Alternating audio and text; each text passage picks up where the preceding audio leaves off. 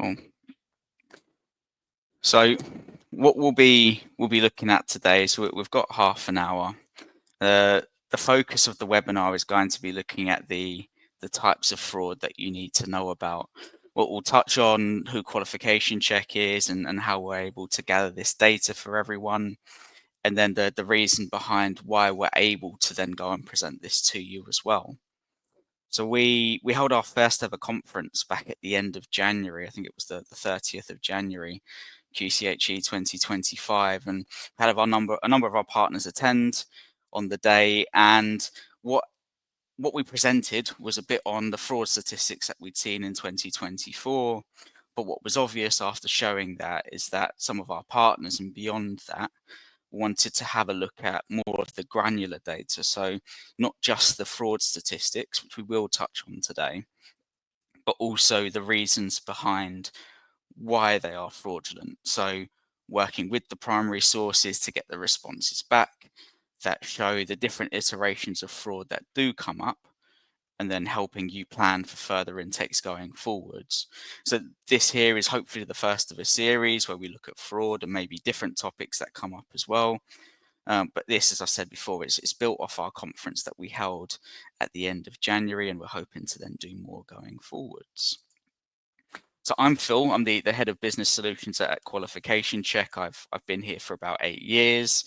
I've looked through the data. I've helped add a bit more context on this as well, based on what we know and what we've seen across the sector. So hopefully what we'll be able to provide today is, yes, some data and some insight, but something that you can go and take away and use in your everyday lives as you're looking at the applications come in through applications as well. So it's just a bit of support for our partners, but universities in general, that's the aim.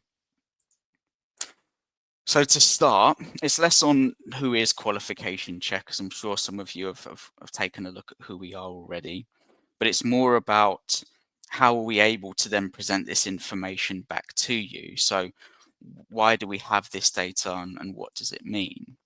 So QC, or Qualification Check, at its core is a primary source verification provider.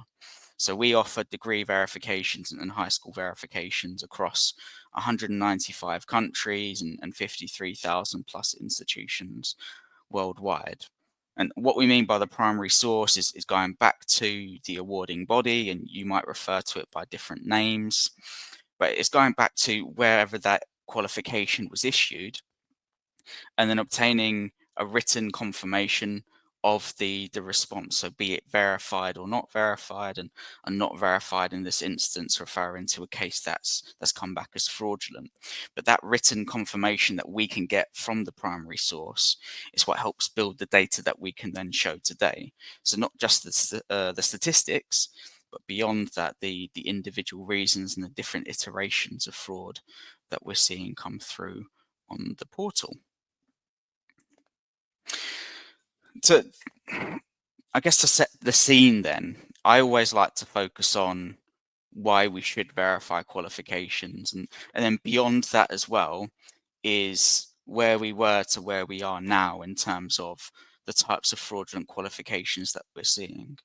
So pre-COVID, I think a lot of institutions, the majority, were asking for original certificates and original transcripts to be sent over either directly by the applicants or directly from the institution to wherever the applicant is applying to. And that presented its own, I guess, own issues, own challenges when you're receiving original documents from the applicants as to how cumbersome the process can be, but then also having a database of the different iterations of borders and fonts, etc., that come up. So whereas pre-COVID, let's say it was more of maybe an MS Paint job, that's where you could change the grades or embellish the grades you have on a transcript or a degree certificate. And then you could change perhaps the fonting or the borders, the shading. It was more MS Paint, more slight tweaks like that would match the documents that would appear more authentic or in line with whatever the institution has or tends to issue during that year. Then we move up to COVID and post-COVID, and we're seeing all institutions are moving towards scanned copies of degree certificates and transcripts, and that now presents a different level or complexity of of verifying those details, verifying the degree certificates and transcripts. So whereas we had been looking at MS Paint before and those iterations of fraud, and that still exists now today, what we're seeing is more complex iterations or more complex versions of falsifying or forging degree certificates. And it might go further than that. We're seeing websites being created off the back of QR codes that are being placed on transcripts or degree certificates.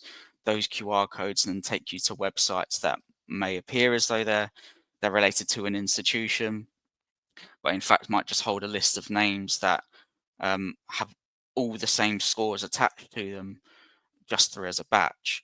So it's interesting to then see those varying levels.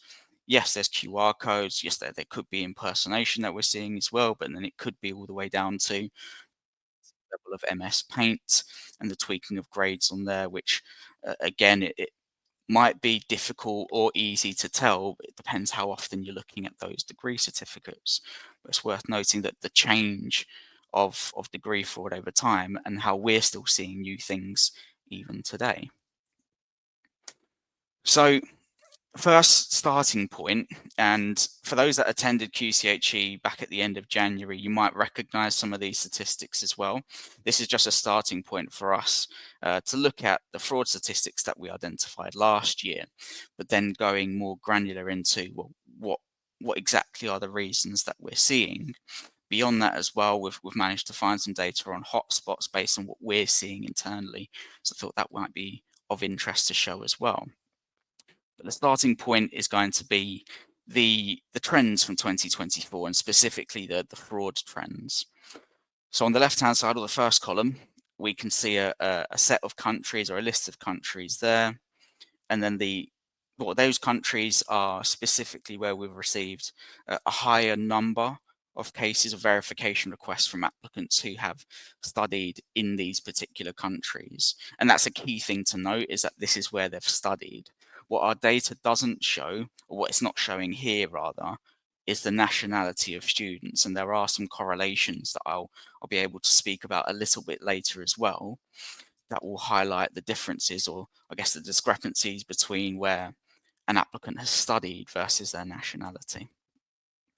The second column is showing the percentage of total fraud volume that we've seen. So in layman's terms, specifically of all the fraud that we've seen in 2024, India, for instance, which sticks out like a sore thumb, of all that, the fraud we saw last year, India makes up 37%, almost 38%. Now that's probably not as surprising as we all might seem. I mean, we know that India is probably the largest sending country for applicants to the UK. The fact that it makes up over a third of all the fraudulent activity that we are seeing is surprising. I thought we might see a bit more in different areas as well, but then that probably links back to the number of applications that we are seeing come through from India. Similarly as well, we're seeing quite a high percentage from Nigeria, so 13.5% come through. Again, might not be surprising. We know via UKVI that these are listed as high-risk countries, and that they are for a reason as well. And that's what our data is backing up on our side.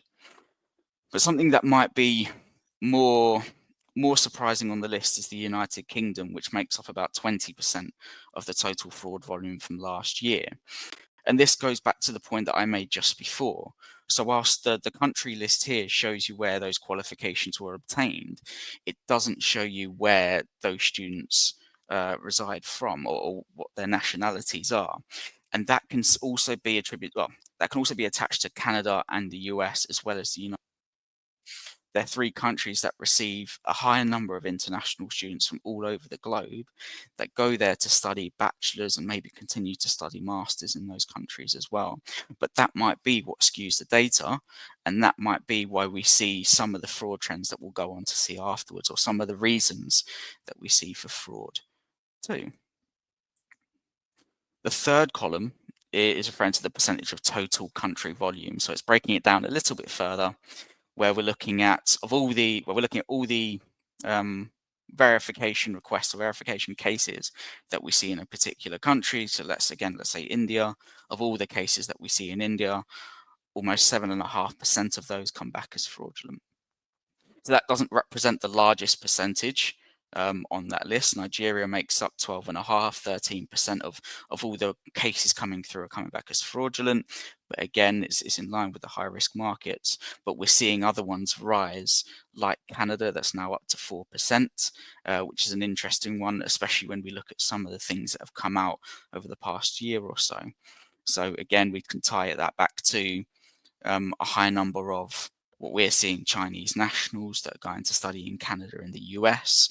We'd seen particular challenges in regions of Canada such as Ontario and British Columbia, and that's what we're going to look at a little bit later in terms of the hotspots. One thing that is interesting is Ghana in here, which is at 4.88%. The reason it's interesting is if I extrapolate data from 2023, that stood at 8%. Now that's decreased because one of the things that we do see when it comes to primary source verification is the robust processes of checking with them can also act as a deterrent. So whilst it had been 8% in 2023, it's gone down to 4 when we're looking at the information that we get from working with our partners, where that added robust process in place is making sure that those applicants that did have the fraudulent qualifications aren't going through the process. So over time, what we would hope to see is that this information or that data would decrease. So what I want to do is dive a little bit deeper now into the common types of fraud that we've seen. So when we think of fraud, instantly what comes to my mind is fake degree certificates or forged degree certificates. But as I mentioned before, with the increased complexity of I guess degree fraud or academic fraud in general, there are lots of different iterations that are now coming up. So what we see on the screen here is using the language of the awarding bodies or the universities that we go to verify the information. We've been able to gather different iterations that are coming up on the portal that are explaining the reasons for why certain cases are coming back as fraudulent. So correctly, and as I would assume as well, the majority, so 40% here, are coming back as either falsified or forged certificates. And by that, I'm referring to degree certificates and transcripts coming back as forged. So it could be anything from the bordering or the shading being incorrect, or just every single bit of data that is sitting on that transcript or degree certificate, usually both in this instance being fake or just being incorrect. But when we look beneath that, you can see for the rest of the pie chart, there's lots of different iterations or lots of different types of fraud that we're seeing pop up as well. So another 40% is made up of records not being found and mismatched applicant data. So if I isolate mismatched applicant data, that will be referring to whether the information on the degree certificate and the transcript is the same. And that's typically, having read through some of these responses, what comes up. So either it's the transcript that is incorrect, but the degree certificate is, and it's because of the types of courses that they're applying for or the entry requirements that the information on the transcript has been tweaked, and it can be vice versa. Sometimes we can see that the degree certificate is what has been altered or amended. Again, if we look back at making sure that it fits within the entry requirements of the institution that you're applying for. Records not found as well can speak to different demographics and different institutions around the world, because certain universities might just want to focus on, or not explicitly say that it's a forged certificate, but rather that it's a record that's not been found. So it all comes down to the language or the lexicon used by institutions or by the primary source to explain the fraudulent activity that we're seeing come through. And then we're seeing different rising types of fraud as well that's coming through. Impersonation was a really interesting one for me to see, and then I'll be able to break that down into which markets we're seeing that pop up in.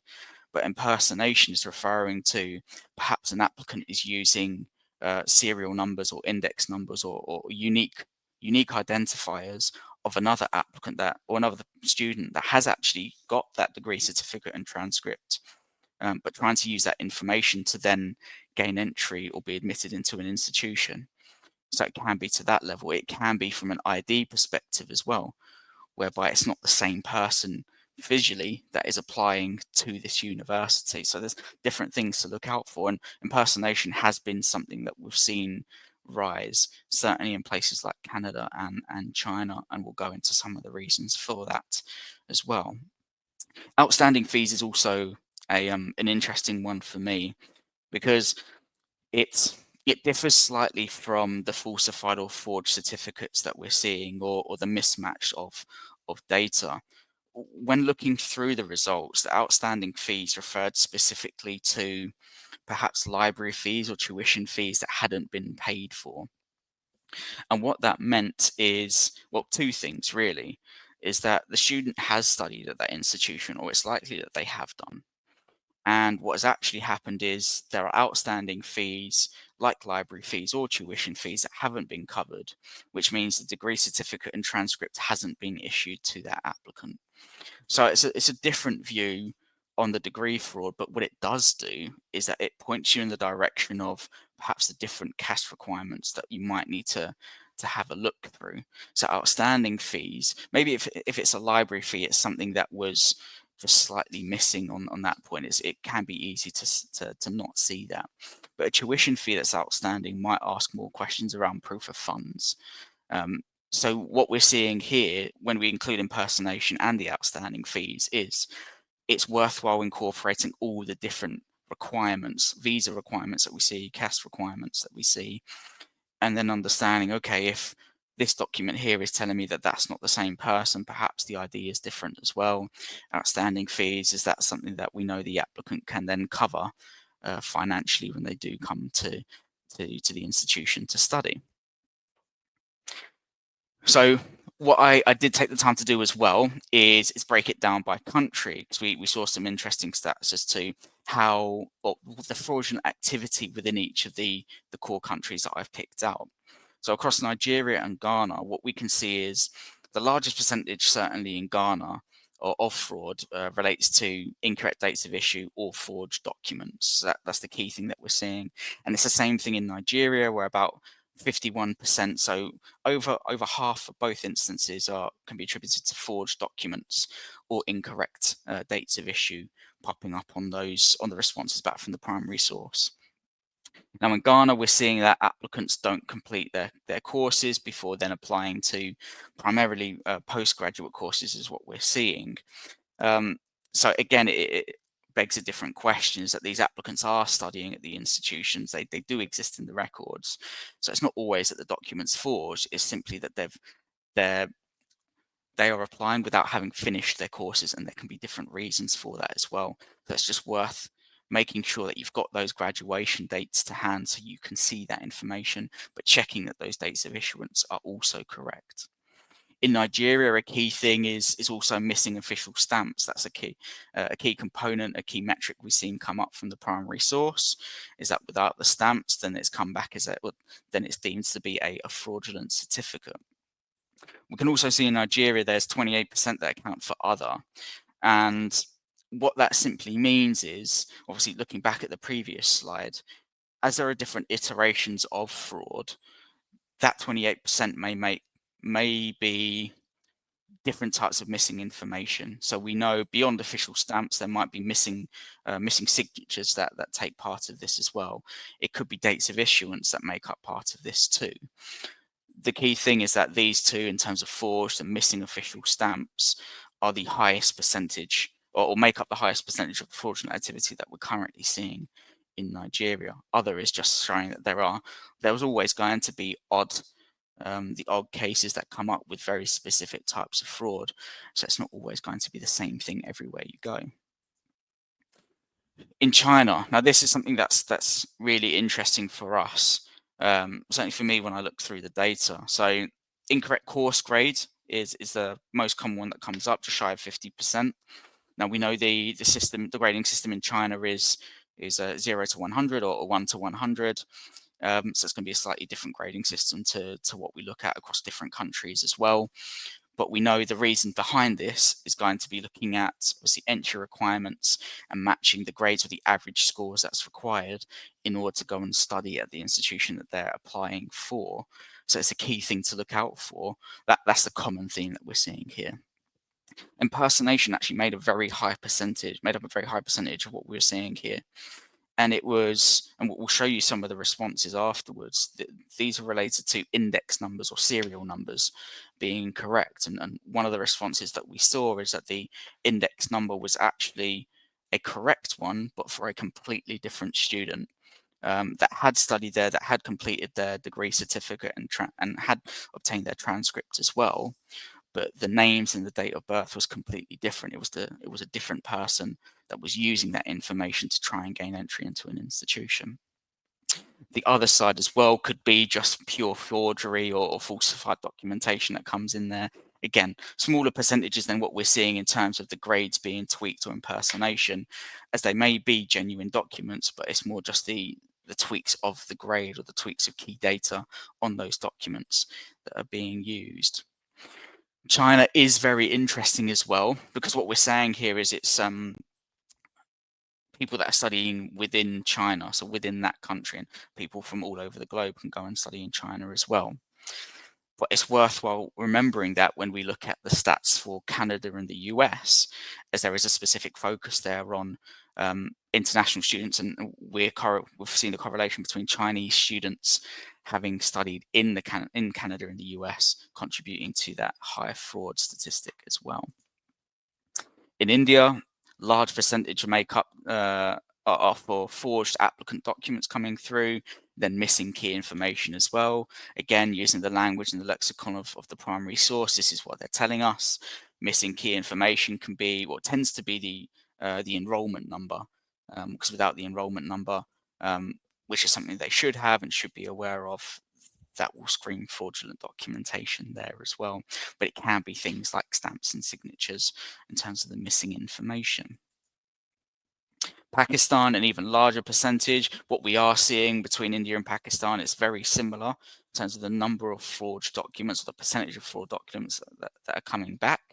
So we could then even say by region that we're seeing very similar trends. And then we've got 16% here that are no match according to the system. So student record systems might tell us that those they don't appear in there, which is what makes it then challenging. And then we've got the US and Canada. Now, as I said before, obviously there's a high number of Chinese applicants that are studying in the US and Canada, an increasing amount as well. That's what we have seen, certainly on the system. And about just shy of 50% for both of them, there were no records found of those individuals within the system.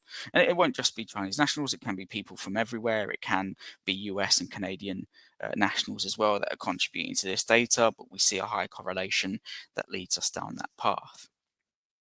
One of the interesting things for me on the Canadian side is looking at the government ID. So every individual that comes in to study in Canada is required to have a government ID as part of the process, and it's something they should be able to issue. Now, if the records can't be found, certain universities want to push a little bit further and then ask for the government ID as part of the process.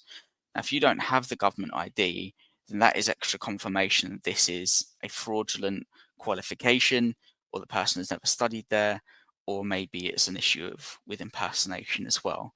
But it's interesting that 20% of that, so almost a quarter of all the cases that we're seeing come through, or a fifth, let's say, in between the two, are coming back and showing that missing government ID or no issuance of government ID is a reason for fraud, because every applicant should have that and should hold it.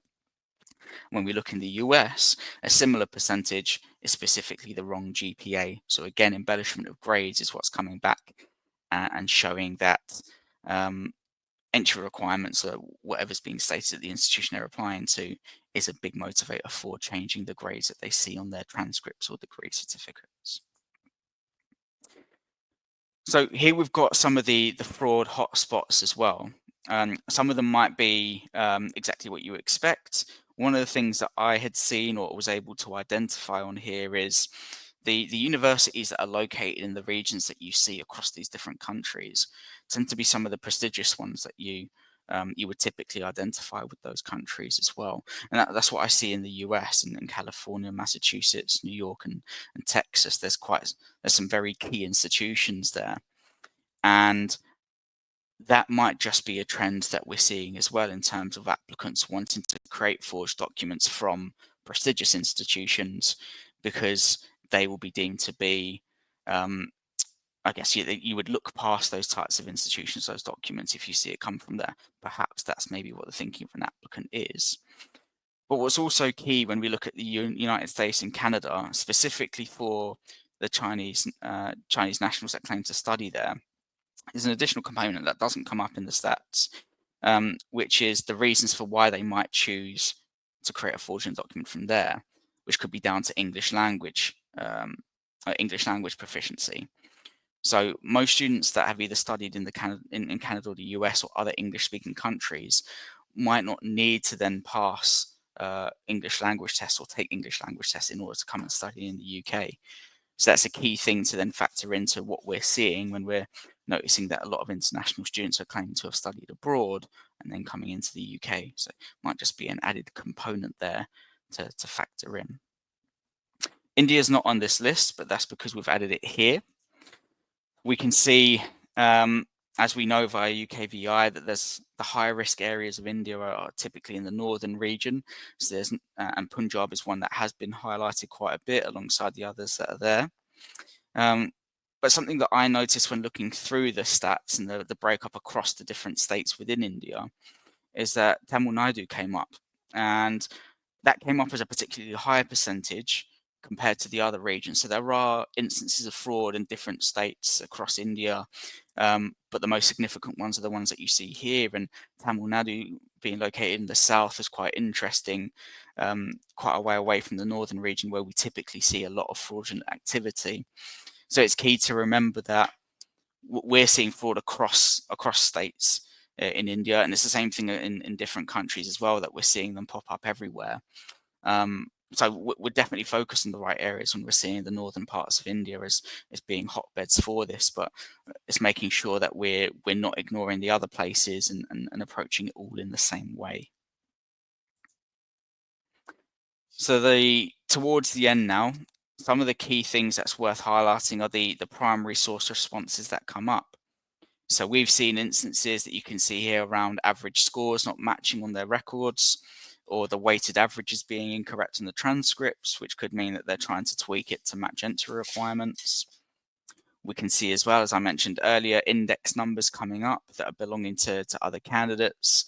That is a common theme that we're seeing pop up as well, is using existing data or true data, but someone else is using that information to gain entry. And then we can also see here, and if we isolate the one that's right at the bottom in the middle, that again, applicants have studied at these institutions or may have studied at these institutions during the periods that they're stating, but they've not completed their programs. That could be the program that's incorrect, or it could be that they've not finished their studies. But that graduation year is important to factor in to make sure that they have actually finished their studies or did complete it at that particular institution. So just to round it up, a few other trends that we've looked at as well, but it's some bits that we've touched on already. Fraudulent qualifications can exist outside of the high risk market. So whether we say high risk markets within a country, so regions, it can be outside of those, or it can just be different countries around the world, even beyond the ones that I've mentioned today. Our data is showing there's different bits that pop up in different locations.